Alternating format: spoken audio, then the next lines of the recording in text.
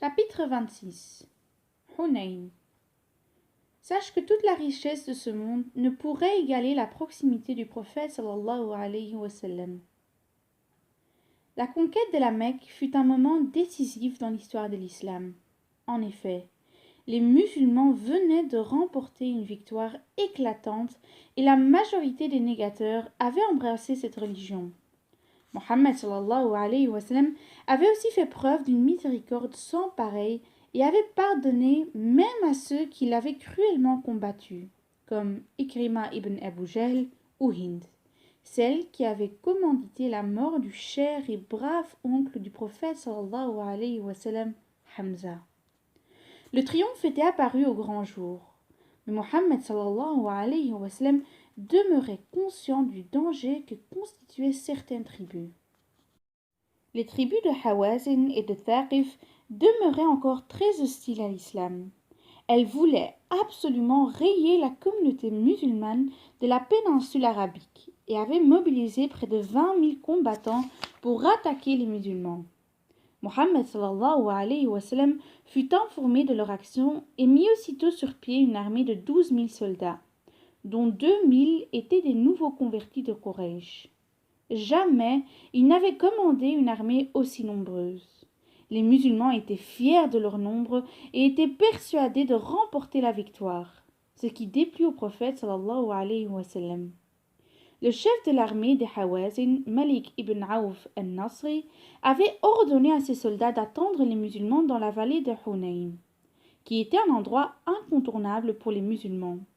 Il avait choisi cet endroit stratégiquement situé sur une pente afin de mettre à mal l'armée musulmane. Il avait aussi ordonné à certains de ses soldats de se cacher des deux côtés de la vallée. Lorsque les musulmans arrivèrent, fiers de leur effectif, Malik donna l'ordre aux soldats cachés d'attaquer les troupes musulmanes des deux côtés. Et les musulmans, surpris, se virent assaillis de toutes parts. La débâcle fut de taille et les musulmans, confus, battirent aussitôt en retraite. Plus tard, Dieu révéla des versets peignant cette regrettée situation des musulmans. Dieu vous a déjà assisté en maints endroits, notamment lors de la bataille de Hunayn, où, abusé par votre grand nombre qui ne vous a servi à rien, vous n'avez pas tardé à sentir que la terre, pourtant si vaste, était devenue trop étroite et vous avez tourné le dos en fuyant. C'est alors que Dieu apaisa son envoyé et les croyants en faisant descendre sa quiétude, ainsi que des armées invisibles. Il châtia les négateurs et telle a été leur rétribution. Mohammed sallallahu alayhi wa sallam, observant la débâcle de ses soldats, décida de réunir immédiatement ses troupes et s'écria: « Ô gens, accourez! Je suis le messager de Dieu. Je suis Mohammed, le fils d'Abdullah. » Mais seuls quelques musulmans revinrent à ses côtés.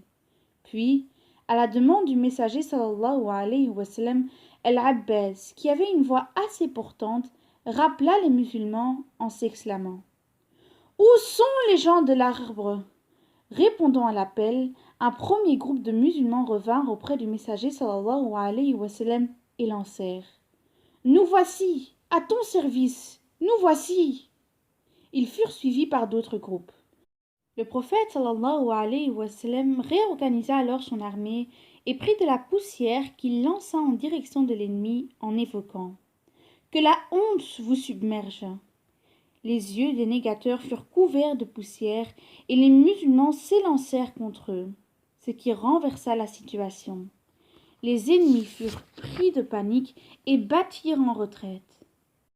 Ils perdirent beaucoup de soldats et certains d'entre eux, dont Malik, s'enfuirent à Taïf, alors que d'autres se réfugièrent à Nekhla et à Autaz. Le retournement de situation les avait ébranlés et les musulmans venaient encore une fois de remporter une victoire en s'emparant par la même occasion d'un butin considérable. Quant au butin, le prophète sallallahu alayhi wa sallam se mit à partager le butin et donna une part importante aux Qurayshites, en particulier à Abu Sufyan et Hakim qui avaient embrassé l'islam, mais aussi à Safwan et Suhayl, qui ne s'étaient pas encore convertis, et ce en vue de les sensibiliser à l'islam. Ils se conformaient ainsi à l'injonction divine qui incite à donner l'aumône, à ceux dont les cœurs sont à gagner. Les Ansar n'avaient rien reçu du butin et furent donc surpris de cette attitude du prophète sallallahu alayhi wa sallam. Sans doute les avait-il oubliés, pensait-il. Ou alors les avait-il reniés après avoir retrouvé les siens, les gens de la Mecque. Ainsi, un des Ansar ne tarda pas à objecter. Par Dieu, le messager de Dieu a retrouvé son peuple. Saad ibn Ubada se rendit auprès de Mohammed sallallahu alayhi wa sallam et lui dit: Ô messager de Dieu, ce groupe des Ansar t'en veut à propos de la distribution du butin. Tu en as donné des parts aux hommes de ton peuple et tu as offert beaucoup de cadeaux aux tribus arabes. Mais eux n'ont rien reçu. Mohammed sallallahu alayhi wa sallam demanda alors à Saad de rassembler les Ansar et après avoir glorifié Dieu, il leur dit: Que signifie cette nouvelle qu'on m'a rapportée à votre sujet? Ne vous ai-je pas trouvé dans l'erreur et Dieu vous a guidé? N'étiez-vous pas pauvres et Dieu vous a enrichis? N'étiez-vous pas des ennemis et Dieu a rétabli la bonne entente entre vos cœurs? Oui, dirent-ils, Dieu et son messager nous ont comblés de faveurs. Puis il dit: Qu'est-ce qui vous empêche de répondre aux gens des Ansar? Ils dirent: Que te répondre au messager de Dieu? Dieu et son messager nous ont comblés de faveurs. Le prophète sallallahu alayhi wa sallam dit de nouveau: Par Dieu, vous pourriez répondre en toute honnêteté, et l'on vous croirait si vous disiez: Tu es venu à nous alors que d'autres te traitaient de menteur et te rejetaient. Et nous avons cru en toi et nous t'avons soutenu. Tu as été banni et nous t'avons accordé l'asile. Tu étais pauvre et nous avons subvenu à tes besoins. Ô assemblée des Ansar, avez-vous éprouvé dans vos cœurs de l'affliction parce que j'ai accordé à des gens des biens vains de ce monde pour attacher leur cœur et favoriser leur soumission à Dieu, contrairement à vous que je savais déjà entièrement attachés à l'islam? N'êtes-vous pas satisfaits, ô Ansar, de revenir dans vos demeures en compagnie du messager de Dieu, alors que les gens vont rentrer chez eux avec des brebis et des chameaux? Par celui qui détient mon âme entre ses mains, si l'émigration n'avait eu lieu par ordre divin, j'aurais été l'un des Ansar. Si les gens s'engageaient dans une vallée et que les Ansar s'engageaient dans une autre, je suivrais les Ansar.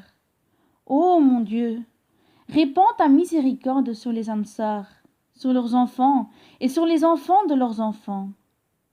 Les larmes des Ansar se mirent très vite à couler suite à ces paroles émouvantes de Mohammed sallallahu alayhi wa sallam. Il leur avait offert un meilleur cadeau en choisissant de retourner avec eux et de s'établir parmi eux.